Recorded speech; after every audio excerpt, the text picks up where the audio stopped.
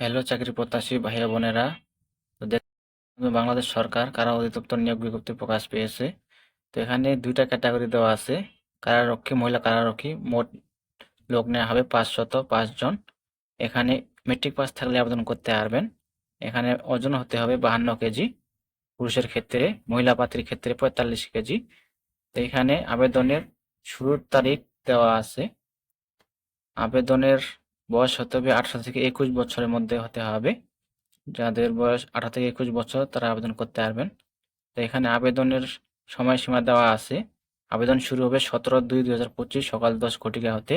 আবেদন শেষ হবে 16/3/2025 বিকাল 5 ঘটিকা, অর্থাৎ মাসের 16 তারিখ।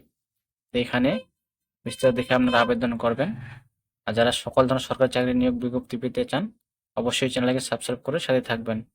ধন্যবাদ সকলকে।